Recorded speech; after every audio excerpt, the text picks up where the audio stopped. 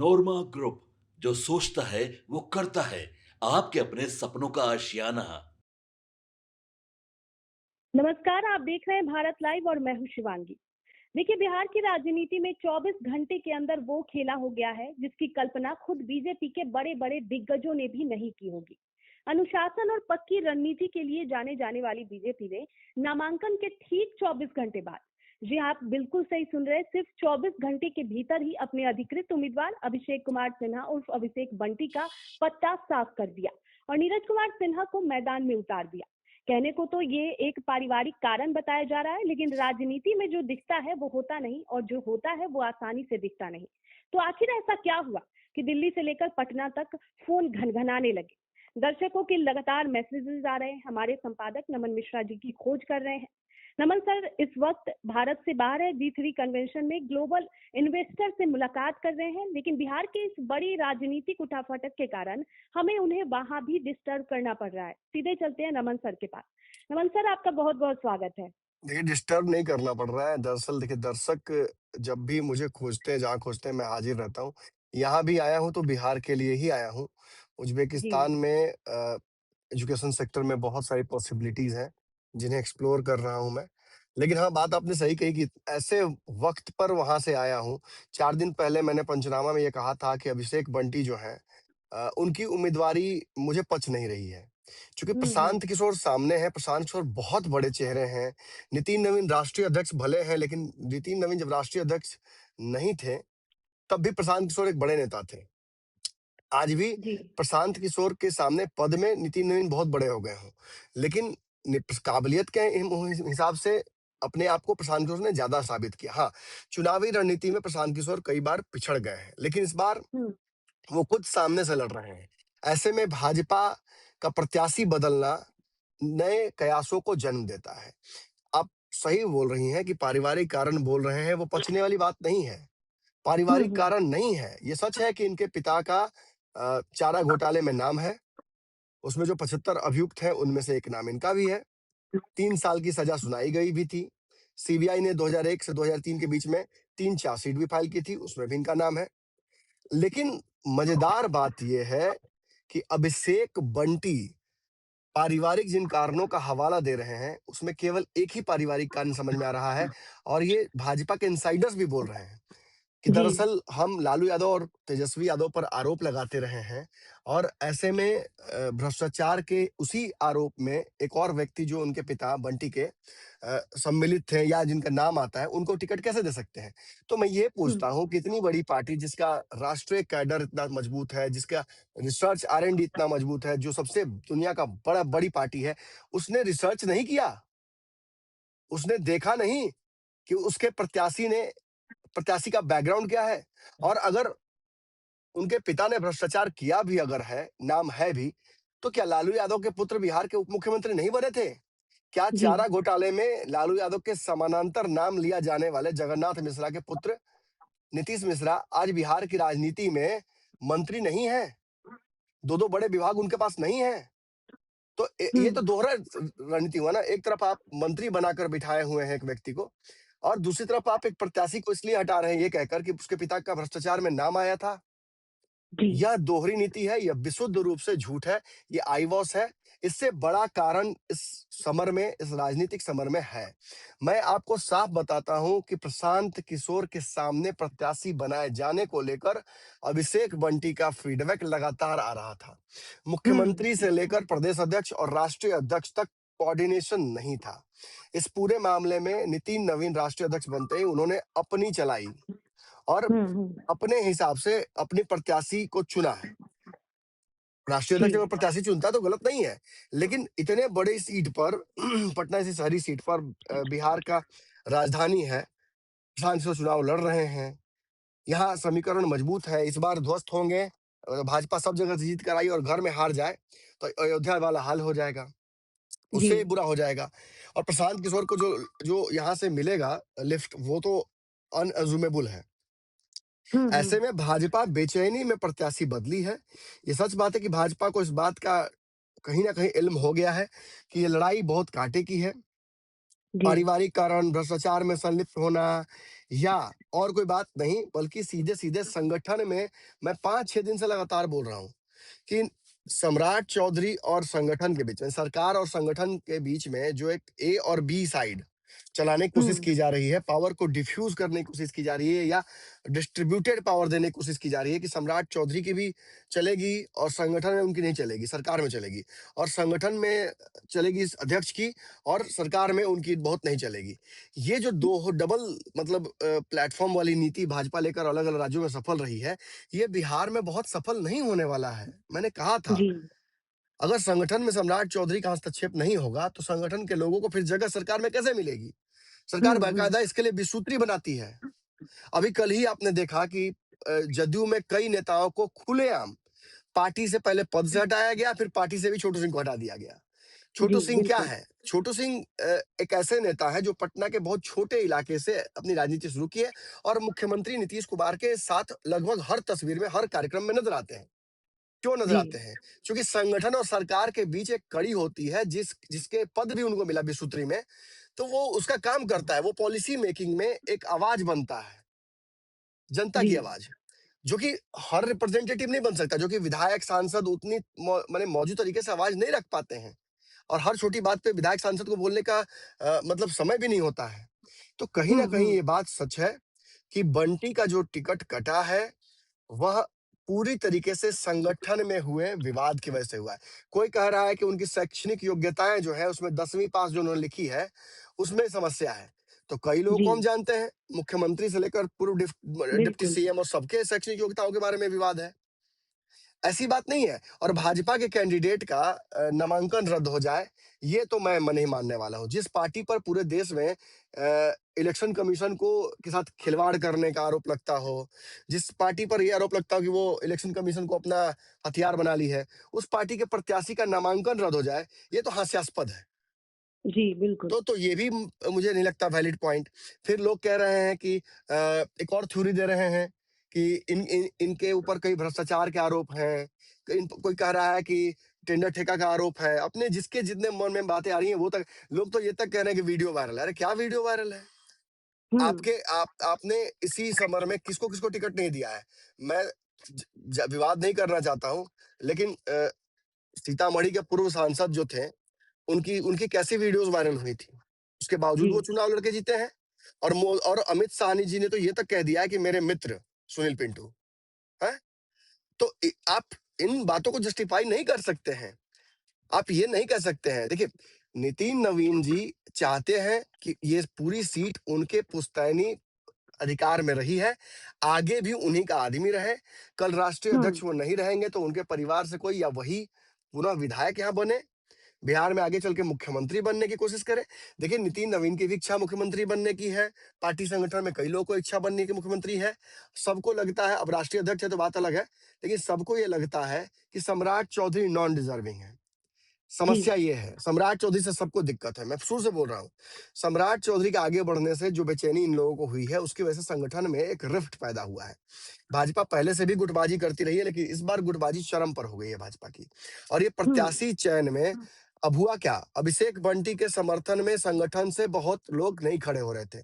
आपको बताऊँ एक बात, राष्ट्रीय अध्यक्ष फ़ोन कर कर के छोटे-छोटे मंडल कार्यकर्ताओं को, मंडल में कार्यकर्ता जो होते हैं उसको और जी, फ़ोन करके पूछ रहे थे कि मेरा इज़्ज़त बचेगा ना? रिकॉर्डिंग है मेरे पास। I have um, the um, recorded proof कि राष्ट्रीय अध्यक्ष भाजपा का फ़ोन कर रहा है अपने क्षेत्र के लोगों को, कार्यकर्ताओं को कि मेरा इज़्ज़त बच जाएगा ना? गड़बड़ाएगा नहीं ना भैया? ये शब्द जी, हैं उनके। और मैं ये भी प्रूफ कर रहा हूँ कि कई कार्यकर्ताओं ने तो 10-10 बार फ़ोन करने के बावजूद नितिन नवीन का फ़ोन नहीं उठाया है। हुँ, हुँ, कि आप तो राष्ट्रीय अध्यक्ष बन गए, हमारा क्या होगा? आप यही घर का व्यक्ति बनेगा। इससे पहले नील नितिन घोष को बनाने की जो तैयारी थी, उनको भी नहीं बनाया गया। उसका कारण यही था कि लोग कह जी, रहे थे कि ये बताइए ये अपना रिमोट डाल के चलाना चाहते हैं गवर्नेंस। बिहार में अपना बीजेपी का अपने सीट से बांकीपुर से विधायक बनाना चाहते हैं रिमोट कंट्रोल। हम लोग जी, क्या झोला ढोने के लिए हैं? तब जानती हैं संगठन में इतना विवाद हुआ कि आखिर में देखिए जिस व्यक्ति को टिकट दिया गया है, वो मंडल अध्यक्ष है। वो मंडल लेवल का कार्यकर्ता है। जी, माने ऋतुराज सिन्हा, रणवीर नंदन, अजय आलोक, सुनील वर्मा, मनीष सिन्हा, राजेश वर्मा, आशीष सिन्हा, सुमित शशांक, इनमें से किसी को भी कायस्थ नेता को उस लायक नहीं समझा गया और एकदम एकदम जीरो कार्यकर्ता, मतलब जो जीरो पे खड़ा होता हम्म है, उस हम्म। कार्यकर्ता को नीरज को टिकट दिया गया। ये बहुत अच्छी बात भी है, लेकिन इसके पीछे जो राजनीतिक मंशा है या राजनीतिक षड्यंत्र है, उसको भी समझना होगा। इन बिल्कुल। सारे बड़े नेताओं को शून्य कर दिया गया एक बार में। इनमें से कोई भी प्रशांत किशोर को टक्कर नहीं दे सकता था। आप ये साबित करना चाह रहे हैं कि मीडिया में कि माने हम अपने सबसे छोटे कार्यकर्ता को लड़ाएंगे, तो आपने तो यही साबित कर दिया कि कुत्ता बिल्ली को टिकट दीजिएगा। आपने तो बोल दिया जी था। है? और अब आप यही साबित करना चाह रहे हैं, एक तरफ आप कायस्थों का मजाक बनाते हैं कह करके कुत्ता बिल्ली को टिकट देंगे, दूसरी तरफ जी आप एक व्यक्ति को टिकट देते हैं, उसे वापस ले लेते हैं।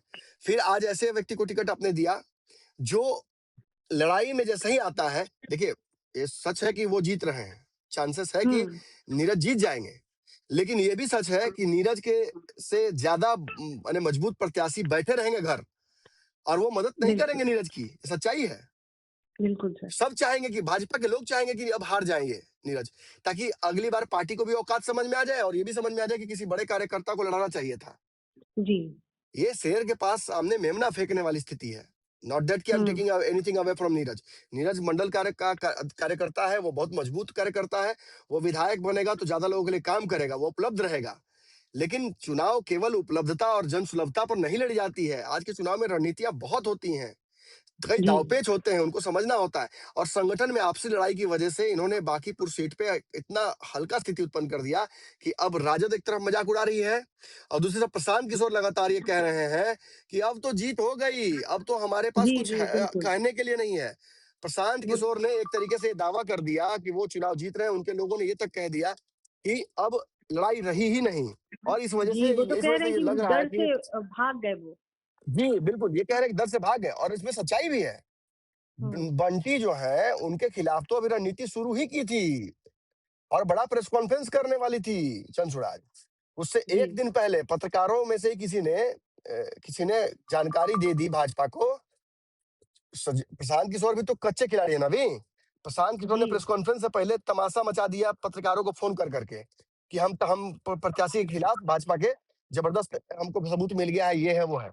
सबूत मिलने से पहले ही कांड कर दिया प्रशांत किशोर के लोगों ने।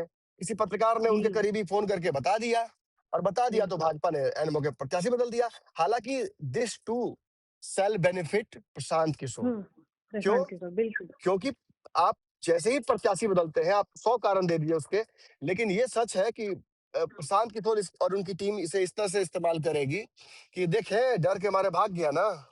हम्म। भाजपा को बुझा ही नहीं रहा कि किसको प्रत्याशी बनाए, किसको प्रत्याशी बनाए। भाजपा का दिमाग ही काम नहीं कर रहा है। तो जी इसे इस तरह से भी यूज करेंगे लोग, सच्चाई यही है। और रही बात नीरज की, तो ये सच बात है कि नीरज अभी भी भाजपा के कार्यकर्ता होने के नाते, भाजपा का सिस्टम मजबूत होने के नाते वो बहुत आगे हैं। लेकिन हम्म। अमित शाह और नितिन नवीन और फिर नीचे संगठन में मुख्यमंत्री और प्रदेश अध्यक्ष के बीच तालमेल नहीं होने की वजह से और ऑटोनोमिटी दिखाने की वजह से, मतलब अपनी पावर को प्रैक्टिस करने गए नितिन नवीन अपने क्षेत्र में जहाँ के विधायक थे, और इतना विवाद हो गया कि कोई किसी की मदद करने के लिए तैयार नहीं था। अभिषेक बंटी अच्छे से जान गए थे कि वो किस मकड़जाल में फंस गए हैं। अभिषेक हम्म। बंटी को ने भी किसी कार्यकर्ता को फोन करके ये बात कही थी कि लग रहा है कि हमारे खिलाफ अपने ही लोग पूरे लग गए हैं। वो जी वीडियो भी वायरल, ऑडियो भी वायरल है। और इसी वजह से ये समझ में आ गया था कि किसी मंडल कार्यकर्ता को आगे बढ़ाते हैं, अगर हार जाता है तो हार जाता है, जीत गया तो फिर हम प्रशांत किशोर की राजनीति समाप्त कर देंगे, खत्म हो जाएगा। जी प्रशांत जी किशोर अभी अगर किसी आम कार्यकर्ता से नीरज से हार जाएंगे, तो प्रशांत किशोर कहीं मुंह दिखाने लग रहेंगे। हालांकि वो भी बेशरम नेता बिल्कुल है, नहीं। सच्चाई है, प्रशांत जी किशोर जी। भी एकदम हमाम में, वो भी नंगे ही हैं राजनीति के माम में। और इट इज हम्म। कमेंडेबल, ये बहुत काबिले तारीफ है कि प्रशांत किशोर इस तरह से राजनीति के दांवपेच को अब समझ गए हैं। जी लेकिन अगर वो हार जाते हैं, तो जो 0 सीट के बाद उनकी फजीहत हुई थी, उससे कहीं बड़ी फजीहत प्रशांत किशोर की होने जा रही है। बिल्कुल। तो प्रशांत इसे मोमेंटरी जीत के तौर पर सेलिब्रेट कर ले, लेकिन लॉन्ग टर्म में आई थिंक उनको अपनी इज्जत बचाना ज्यादा जरूरी है। इस हम्म। भाजपा के लफड़े से बेटर है कि वो अपने स्थिति को मजबूत करे, वो ज्यादा बढ़िया उनके पक्ष में होगा। जी नमन लेकिन सर एक सवाल। जी विशेष जो है ना, मैं इस पूरे खबर के बारे में पंचनामा बाबा के साथ करूंगा, तो मैं और कुछ अंदर की बातें बताऊंगा। लेकिन आप अपना जी सवाल पूछ लीजिए। जी एक सवाल और है जो सबसे ज्यादा चर्चा में है कि अगर बीजेपी को उम्मीदवार बदलना हम्म, ही था तो हम्म, नीरज कुमार सिन्हा को ही क्यों चुना गया। उनका प्रोफाइल क्या है और वो प्रशांत किशोर और राजद के त्रिकोणीय मुकाबले में बीजेपी की नया पार कैसे लगाएंगे? देखिए, मैंने बताया, किसी भी बड़े नेता को, जैसे रणवीर नंदन है, अजय आलोक है, इन लोगों को अगर जी। लड़ाया गया होता तो निश्चित ही उसका फायदा भाजपा को होता। और हम्म। ये बड़े नेता एक दूसरे को खींच के भी घर से ले आते।